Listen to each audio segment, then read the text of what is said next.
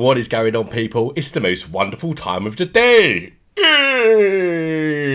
It's Beer Monster o'clock.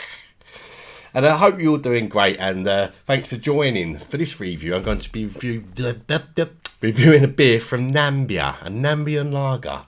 I picked this up off of Beers of Europe, and I thought I'd buy it just because it's from Namibia, and I've never tried any beer, lager, or style of beer at all from Namibia. So I thought, let's break me Namibian virginity and across another country off the list, so to speak. Hopefully it's good. It sounds quite interesting. I think it's a sort of beer that could go either way, really. Namibia is not really known, as far as I know, for their beer. But this particular one is brewed by the German purity law, which made me think, that must mean they're using some German ingredients, I would think, for the Germans to let it pass their laws and that. They're going to want to know what's going into it, aren't they? Anyway, the beer is called Windhoek.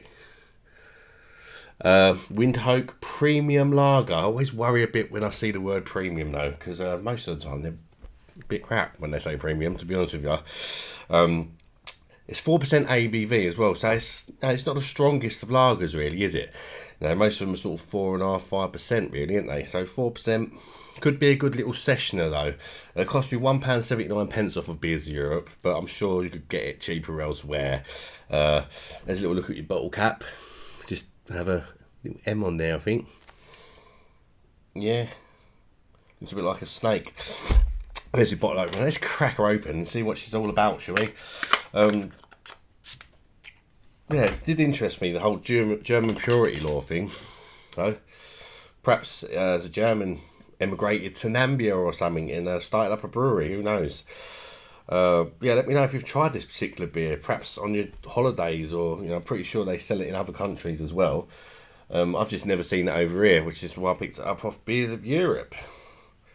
A little bit skunky. It is in a green bottle, as you can see. So yeah, I can smell a bit of skunkiness on the aroma. There's a little look at your beer in the glass. She's got a white sort of foamy head. It looks like your typical macro sort of lager, really, doesn't it? It's quite a pale looking lager. Steady levels of carbonation. Nothing too crazy going on. But yeah, don't look too bad. Let's stick the nose in there and check out the aroma of this Nambian lager. Windhoek. See what it's all about. The head's sort of dissipating quite quick, as well as you can see. So pissing off back to Namibia.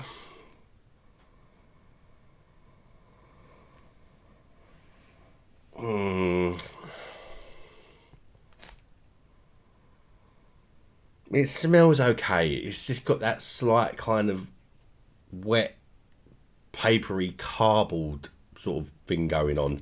That's not the only thing I can smell, but sometimes you get that. It's a little bit off-putting, but it doesn't always mean the lager's going to taste bad. But this reminds me of wet cardboard, a little bit of citrus, and sort of like corny malts, like cereal cornflakes sort of malts. Yeah, I still think this one could go either way. It's a nice light golden colour. Let's chuck her down the neck and see what Namibia offers when it comes to lagers, shall we? I'd say cheers in Nambian. God knows. I don't know nothing about Namibia. I don't even know if there's a Nambian language or what. Let me know in the comments if you know anything about Namibia. If you've been there, is it a nice country or what? So I'm just going to go with cheers, everybody. Bosh. Chuck her down the neck.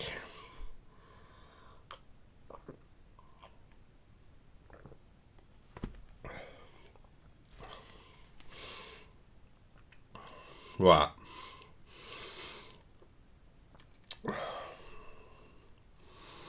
For a 4%er, it's not too bad, but it's not particularly great either. If there was ever a time I sort of took a mouthful of beer and thought, this is probably the most average thing I've ever had contact with my lips, it'd probably be this. It's just, there's not much going on. There's nothing particularly bad about it. There's nothing particularly good about it. It's okay. It's quite light-bodied. It's refreshing. It's just a run-of-the-mill lager, really. No bells, no whistles, no fancy flags or anything. Yeah, it's okay. Let's go again.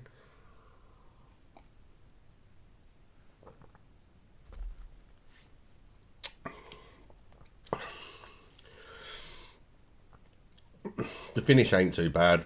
The malts, they are that kind of like wet cornflake, kind of soggy cornflake malts. It's lacking in a bit of flavour. It's a little bit forgettable. It's a little bit bland. There's a little sweetness to the malts, like bready kind of malts with a little bit of like cornflake in there. It's all just a little bit boring, but at the same time, the fact that it's so boring does give it an element of murderability, you know.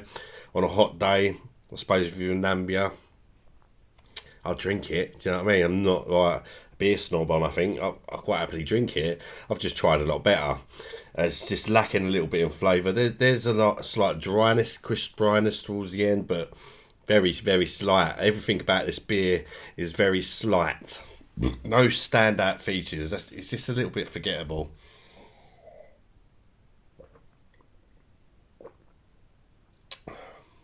The finish ain't too bad though.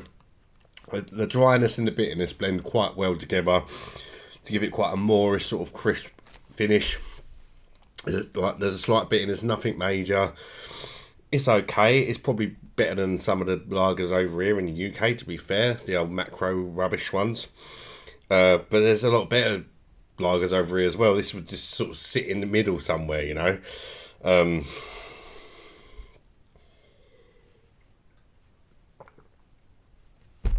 But if you're on a session, it's 4%. I'd rather drink it over Carling and Foster's. But that's not exactly really saying much, really, is it? As far as score goes, out of 10 for this little Namibian lager. It's not too bad. I'll give it a 6.5 out of 10. So a bit forgettable. I wouldn't buy it again unless I see it dirt cheap and I was a very, very thirsty boy in the summer.